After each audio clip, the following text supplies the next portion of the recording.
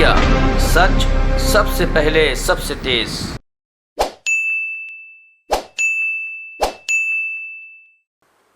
दोस्तों नमस्कार, धन्यवाद। दोस्तों मैं एक संक्षिप्त लेकिन अत्यंत महत्वपूर्ण मुद्दे पे टिप्पणी करना चाहता हूं। देश को गुस्सा देखकर मोदी जी खो रहे हैं आपा। देश को गुस्सा देखकर मोदी जी खो रहे हैं आपा। कभी करवा रहे हैं जासूसी और कभी आयकर का छापा। और आज मेरी प्रेस वार्ता ज़्यादा फोकस कर रही है आयकर के छापे के विषय से, और हमारे बाद मेरे मित्र आपसे बात करेंगे जासूसी की। अपनी नाकामी छुपाने को सरकार ने की है प्रेस की कैसी घेराबंदी। अपनी नाकामी छुपाने को सरकार ने की है प्रेस की कैसी घेराबंदी। आयकर छापों से लगा है जैसे अभिव्यक्ति की आज़ादी पर पाबंदी। दोस्तों, मैं आपके समक्ष एक बड़ा दुर्भाग्यपूर्ण लेकिन बड़ा स्पष्ट कोरिलेशन स्थापित करना चाहता हूं। आप लोगों ने, आप में से एक ने किस प्रकार सुर्खियों में और शायद पहले और लोगों से विस्तार से और व्यापक रूप से कुछ चीज़ों का अपने पहले पृष्ठ पे जिक्र किया था। वो इस अखबार की कहानी है जिसका नाम है दैनिक भास्कर। और हमको दैनिक भास्कर से कोई मतलब नहीं है, हमको एबीसी से कोई मतलब नहीं है। हम मूल मुद्दा उठा रहे हैं स्वतंत्रता और निष्पक्षता, अभिव्यक्ति की, सोच की, विशेष रूप से प्रेस की। तो इस अखबार ने कई ऐसे रिपोर्ट जो आपके सामने पब्लिक डोमेन में है रखे हैं। कोविड के विषय में, ऑक्सीजन के विषय में, पैंडेमिक के विषय में, वैक्सीन्स के विषय में, जो सार्वजनिक रूप से उपलब्ध हैं। इस अखबार ने शायद औरों से भी पहले वो बहुत ही भयानक चित्रण दिखाया था, किस प्रकार से मृत शव गंगा में बह रहे थे उत्तर प्रदेश में, बिहार के हिस्सों में, और किस प्रकार से शमशान घाट पे जगह नहीं थी, साधन नहीं था, तौर तरीका नहीं था। ये भी प्रकाशित सार्वजनिक रूप से उपलब्ध लेख हैं, प्रसारण हैं और चित्र हैं, फोटोग्राफ्स हैं। तीसरा, न्यूयॉर्क टाइम्स ने एक महीने से पहले एक संपादक जो इसी अखबार के हैं, उनका नाम है ओम गौड़, का आर्टिकल छापा था जिसका टाइटल आपके ज्ञान में, संज्ञान में है, the Ganges is returning the dead, it does not lie. The Ganges is returning the dead, it does not lie. ये बड़े स्पष्ट रूप से आंकड़ों के आधार पर भर्त्सना की थी इस मिसमैनेजमेंट की जो भारत पे देखा गया था, और सरकार और संयोजकों और प्रशासन की जितने भी असफलताएं थी और झूठे दावे थे उनको एक्सपोज किया था।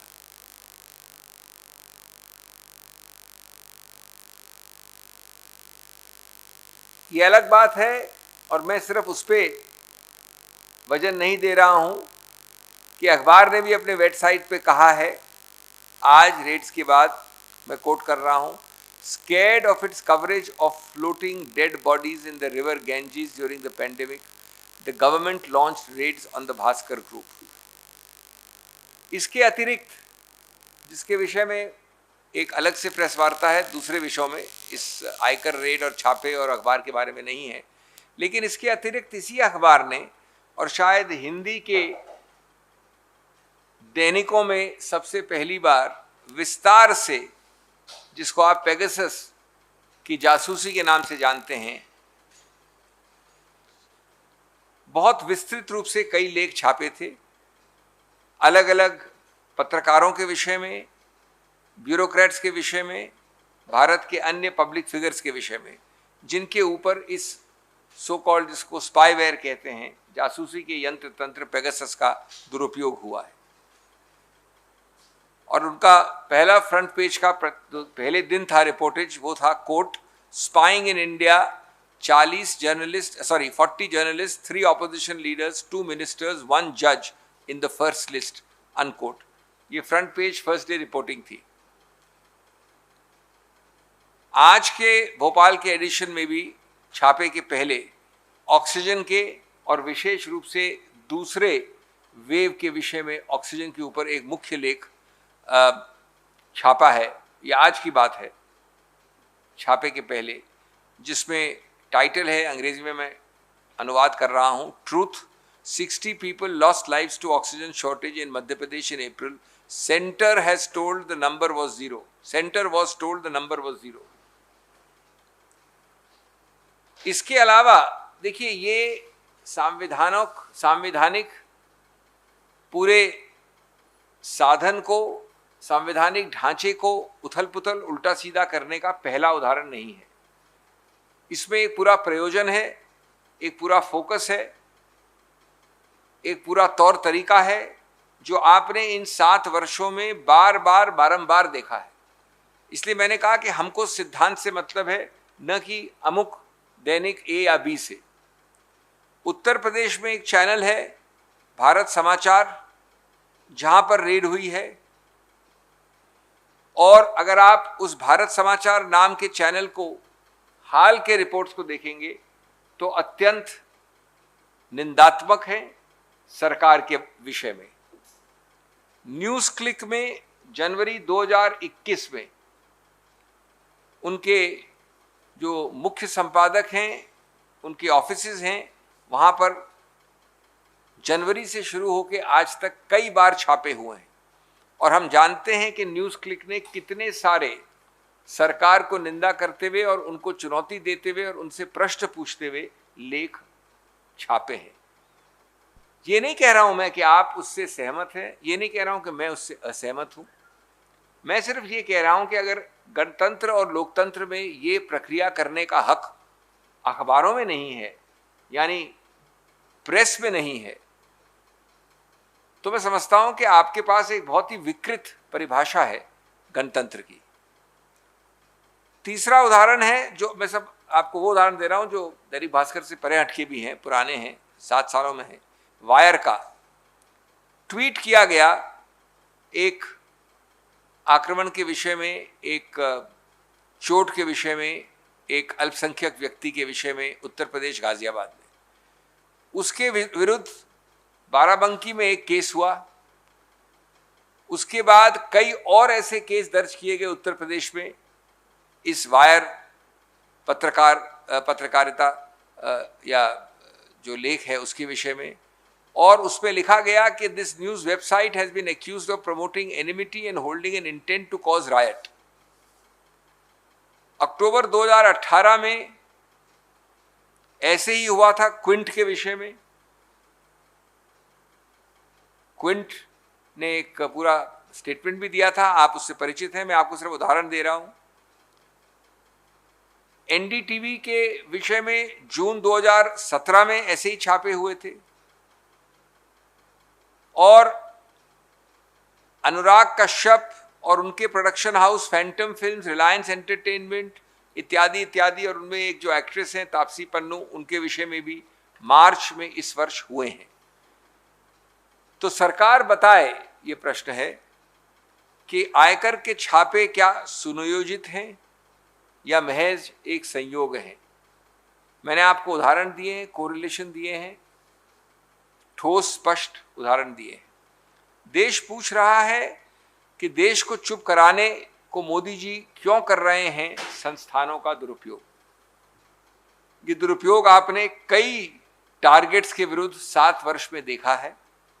आज हम फोकस कर रहे हैं प्रेस और पत्रकारों के विषय में, और मैं समझता हूं कि ये भत्सना योग्य है, ये एक भय दर्शाता है, ये हमारे संस्कृति, हमारे संविधान के विरुद्ध है, ये इसके मूल सिद्धांतों के विरुद्ध है और बौखलाई घबराई सरकार इस प्रकार से गणतंत्र को और विकृत और कमजोर कर रही है।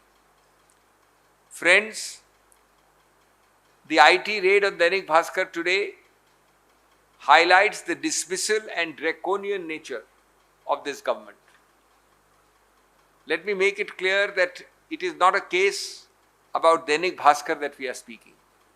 We are speaking of a much more fundamental principle. The Constitution, one of the most oldest fundamental rights, is the freedom of speech, which has been held to include the freedom of the press. I am going to presently show you a very unfortunate correlation between the outspoken criticism of the government by this newspaper and some others like it, who have been punished with utter intolerance, scant regard for democratic norms by such coercive action. There are very few and yet many words which can describe today's wrongful coercive action. Their meanings are similar, but I have to remind you of those words: totalitarianism, tyranny, dictatorship, fascism, authoritarianism, autocracy, despotism, absolutism. I could go on. It is not a question of repeating adjectives. It is a question of telling you which way this country is heading, which way this government is redefining despicably democracy.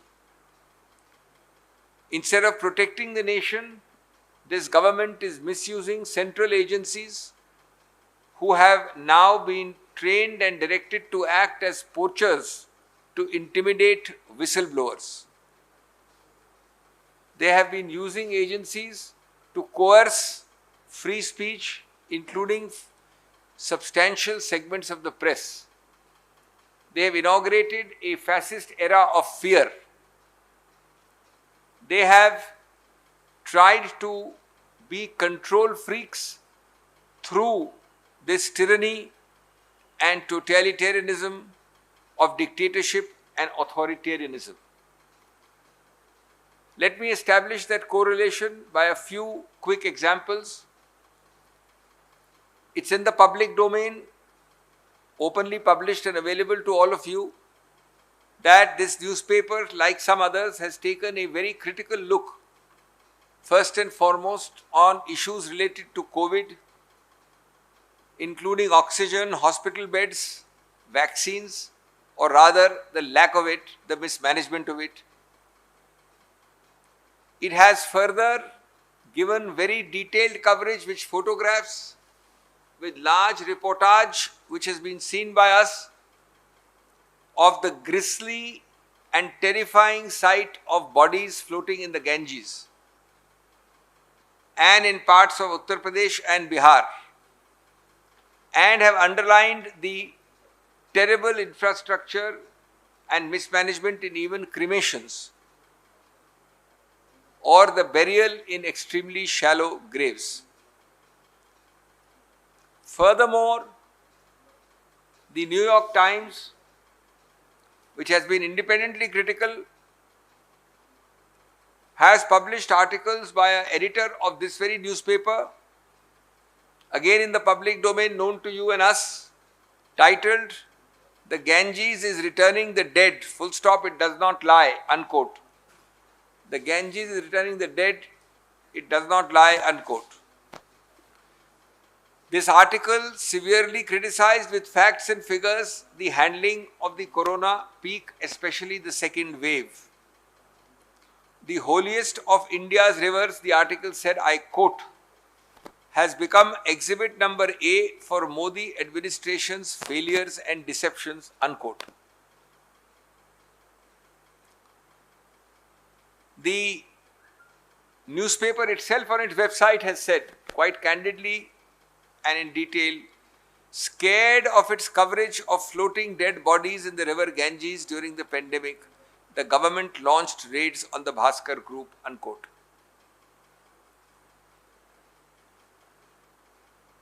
apart from the COVID issue and its multiple ramifications, the same paper and the group in its visual and print avatars has been one of the earliest to publish in comprehensive coverage the jasusi of this government, the spying of this government through the so-called Pegasus issue and spyware. They have given details of journalists, bureaucrats, activists snooped upon. One of the headlines on the very first day in the front page read, "Spying in India, 40 journalists, 3 opposition leaders, 2 ministers, 1 judge in the first list." Of course, I need not remind you that the question and answer on Pegasus is enough. The question is direct. Did you do this? The answer after 2 years from the former IT minister and the current IT minister is the same evasive. Not answering yes or no. Never, which amounts to an implied admission, because evasion means admission. In fact, today itself, prior to the raid, the Bhopal edition of this newspaper had said, and I read the headline, loosely translated, "Truth, 60 people lost lives to oxygen shortage in Madhya Pradesh in April. Center was told that the number is 0, unquote." That is told by the state of Madhya Pradesh. Friends, let me end by reminding you that this is not a flash in the pan. This is not one swallow in one summer. This is not an occasional distortion. There is a pattern, a conspiracy, a concerted effort. There is a continuity and a repetition. Examples are many. I am giving you only a few to jog your memory, because institutional memory in these cases has to be jogged. Take the example of a Uttar Pradesh television channel, Bharat Samachar, which had been critical of the government's mismanagement, especially in UP of COVID, which has had this critical coercive eye of the income tax department. From January 2021, there have been several coercive steps, many, against the the digital platform NewsClick. You know the content, you know the severely critical articles and postings on it, and the homes as well as the office of its editor-in-chief was also subjected to great harassment going on since January of this year. Third example is the Wire, against which first one case was filed for reporting an alleged assault on a minority person in that state near Ghaziabad. But then several others were multiplied through state encouragement, harassment, and a pattern. And the news site was accused, quote unquote, of promoting enmity and holding intent to cause riot for reporting. Where they get this intent, I don't know. Just to keep reminding and jogging your institutional memory, in October of 2018, the same thing happened with the Quint. In June of 2017, the same thing happened with NDTV. As I said, we are not concerned with names.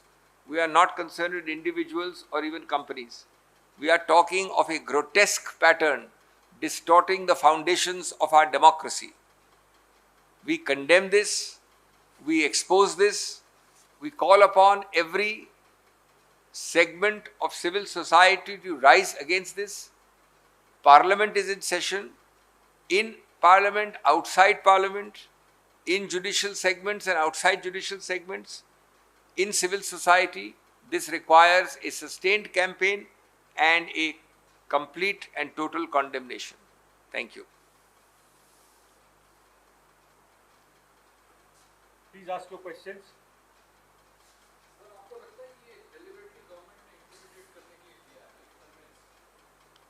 100%, not only convinced, मैंने आपको बड़े स्पष्ट उदाहरण दिए हैं. आप अखबार से उठा के कोरिलेट कर सकते हैं, विशेष रूप से मार्च अप्रैल से लेके अभी तक. मैंने आपको आज का प्रकाशन दिया है, मैंने आपको 2 दिन पहले का प्रकाशन दिया है, मैंने आपको न्यूयॉर्क टाइम्स का इसी अखबार के संपादक द्वारा प्रकाशन दिया है। अब कोई इससे ज्यादा मैं समझता हूं असंतोष, भय, बौखलाहट का कोई द्योतक नहीं हो सकता। और अगर वो कहावत है कि first they came for A, I kept quiet, then they came for B, I am not taking the words, then they came for C, what affects all of us is not a matter for one of us. That is the only purpose of this briefing. We are least concerned whether it is A or B. You are all journalists. You know that it is the fundamental freedom of the institution which matters much more, and that is the whole purpose of today's interaction with you. Siddharth?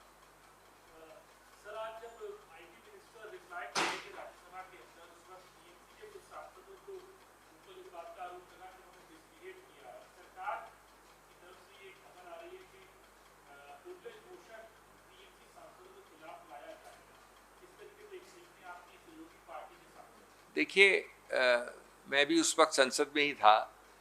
मैं ये कहना चाहूँगा कि कोई भी party ऐसी नहीं है जो किसी रूप से संवैधानिक और संसदीय नीतियों और सिद्धांतों के उल्लंघन का समर्थन करती है, कोई भी नहीं है। एक उत्तेजनापूर्ण वातावरण में जब आप असहिष्णुता और असंतोष के आधार पर पूरी तरह से वार्तालाप नहीं अनुमति देते हैं, तो कुछ इस प्रकार की, जैसा मैंने कहा, उत्तेजनापूर्ण चीज़ें होती हैं। इसका मतलब ये नहीं है कि कोई भी किसी रूप से इसकी सहमति कर रहा है, और मैं नहीं समझता कि बात किसी रूप से बढ़ी है। हाँ, अगर आप बढ़ाना चाहते हैं, आप यानी आपकी बात नहीं कर रहा हूँ मैं, अगर आप सत्तारूढ़ पार्टी हो के अपना फोकस उसको घुमाना चाहते हैं, आप नहीं चाहते कि जासूसी की बात हो, आप नहीं चाहते कि प्रेस फ्रीडम की बात हो, और आप इस प्रकार की चीज़ें करके डाइवर्ट करना चाहते हैं, तो अलग बात है।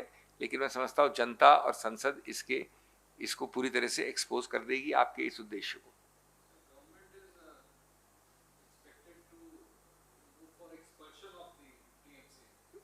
Let me repeat the same answer in English. Because it's the same question really. I don't think that any party, irrespective of political color, supports anything which is a violation of parliamentary, house or constitutional principles or rules.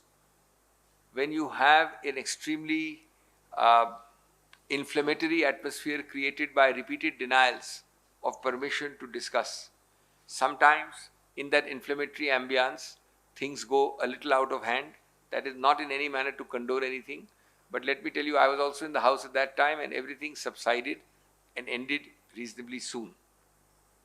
However, if for ulterior motives, to divert, to digress, to confuse, to take away the focus from major issues like snooping, surveillance, and fundamental assaults on freedom of press, the government wants to create this thing by reviving a closed issue, then I think everybody will see through it, because they don't want the focus to remain on the real issues.